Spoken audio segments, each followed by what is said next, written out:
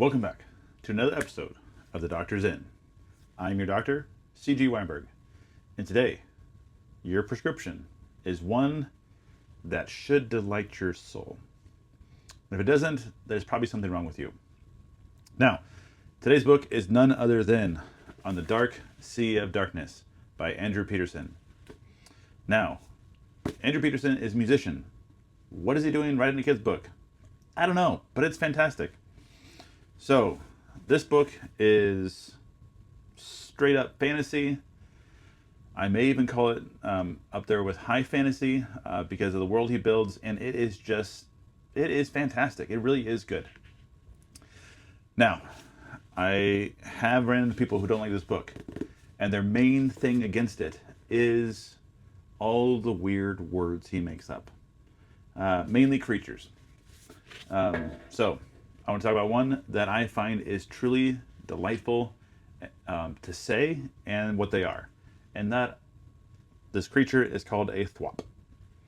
Now, what is a thwop? Well, it's not real. Kind of a weird Weasley type of mole thing that grows in gardens that's annoying. Now, the reason why they delight me so much is because of one of the main characters. Good old Podo Helmer, as I'd say his name when I read to my kids, who is a one-legged pirate. Likes to get thwops from his yard and throw them into Buzzard Willie's yard, who's next door to him. And if this doesn't delight your soul, there's something wrong with you. Because he'll throw in bags of thwops or put them in treasure chests and makes Buzzard Willie walk into them and open the chest, and the thwops jump onto him and bite him up. And you know what? It's just a lot of fun. Now, this book has some great characters in it. I've already mentioned Podo Helmer, who is the one-legged pirate who is grandpa to the three main characters, Jenner, Tink, and Lily. And those are some weird names. And they have to be weird because they're hiding something. Now, the three kids, Jenner, Tink, and Lily, are the children of none other than Nia, the daughter of Podo Helmer. And they have a adorable little dog named Nugget. And these kids, with their mother and grandpa, live in a little hut on the edge of a cliff in a place called Airwear, because someone who found it decided to go and found it and say, "Here we are."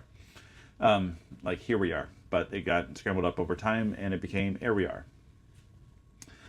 And these kids, Lily walks with a limp because her leg is hurt, and they live in this town of Glipwood, and they're trying to avoid the presence, the notice of the people that rule over all the land, which are the Fangs, which are nasty lizards that like rotten things. And weirdly enough, Nia is really good at making maggot loaf, which she is basically just rotten things that she puts up and grinds up and bakes and lets rot again and rot again and rot again over and over again. And that the Fangs like to eat, and so she gets out of a lot of trouble because she can make them maggot loaf. But the family is basically trying to avoid their notice because no one wants to be noticed by them. They're just cruel and take your stuff for no reason. But the Fangs are looking for something called the Jewels of Aniera, which Aniera you don't know much about in the first book, so I'll leave it at that. But they're looking for the Jewels of Aniera. And the kids stumble into a bookshop owned by Oscar Henry Teep, which is another fantastic character. I like him because he quotes things for no reason. So instead of saying, "Let's go," he'll quote some famous philosopher who says, "Let's go." It could be annoying to an adult, but I really enjoy it in my childlike state. So go and enjoy it because it's fun. But yes, so the kids are in Oscar Henry Teep's bookshop, and they find a map that lists a location of the Jewels of Aniera. And so they go there. And this place is called Ankle Jelly Manor, which, why is it called that? No one knows. Actually, it might be listed in the book, but I don't remember it. But they go there and find all kinds of weapons. But no jewels, weirdly enough. trouble happens. They get captured, and they get by the Fangs, and they get saved by none other than the crazy man of town, Pete the Sock Man, who wears socks on his hands and goes around being weird and crazy. Why does he wear socks on his hands? You don't know in this book. No, wait, you do learn in this book, but you don't know until much later. So you figure out who Pete the Sock Man is eventually, but why does he have socks in his hands? You don't know right now. But he rescues him, and he's crazy, and takes him up into a treehouse, where they escape and run away from the Fangs. And that is all I'm going to tell you now about the plot, because you must go read the book. So I may have spoiled some things for you. They don't die in prison, but hey, it's a lot of fun. I've given none of the big things away, but in this book, they're looking for the jewels of Anira. The jewels of Anira. Anira. These names are just weird. Anira. Yes, the jewels of Anira. That's the one. That's the one. Not here we are, Anira. They're looking for the jewels of Anira. Weirdly though, now I think about it, because I did listen to it the first time, and Jordan Peterson reads the first book if you get it on audio, and I think he pronounced it differently than that, but I can't remember because I listened to it years ago. But it is fantastic. Listen to it by him. Read it by yourself. Give it to your children. It's a fun book.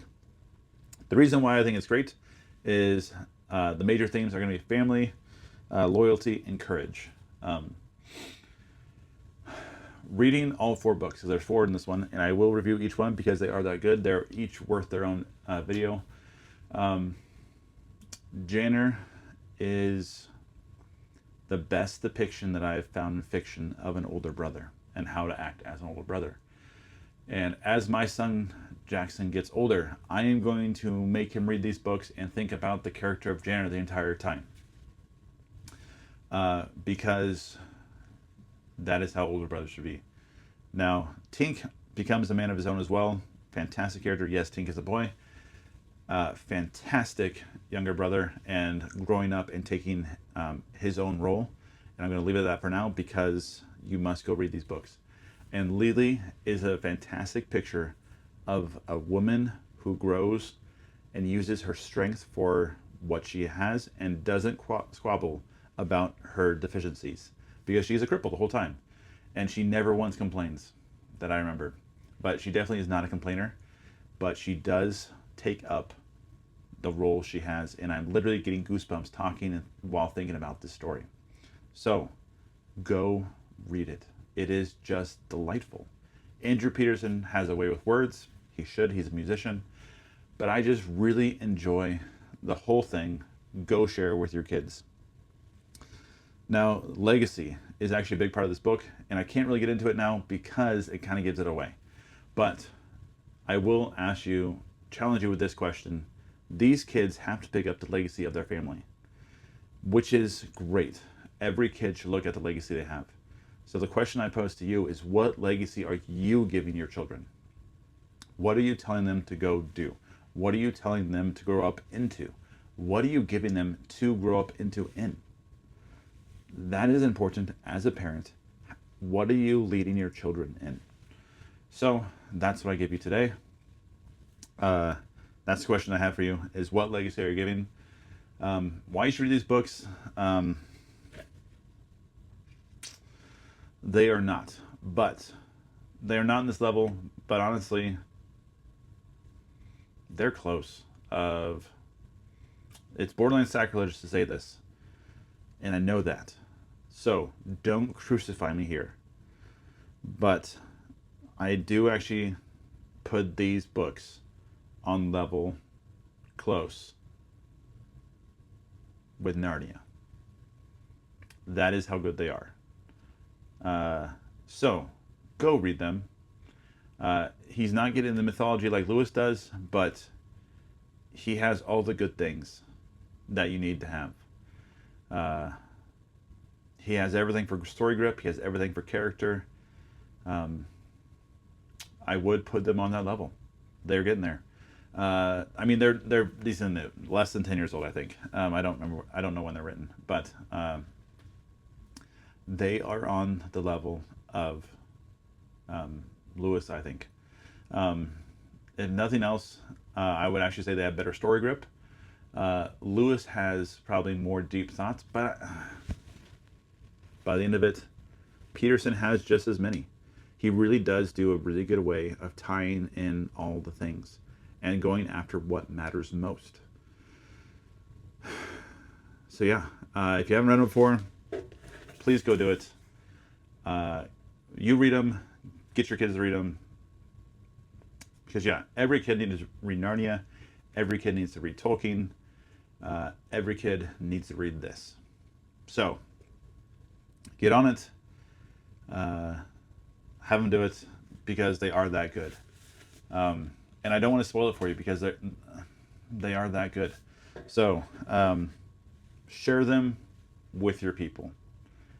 Give them a legacy to live up to, like Janet, Tink, and Lily have to. Be a mother like Nia. Be a grandpa like Poto. Our world needs more of these people. So, go read it and be like them. That's your prescription for today.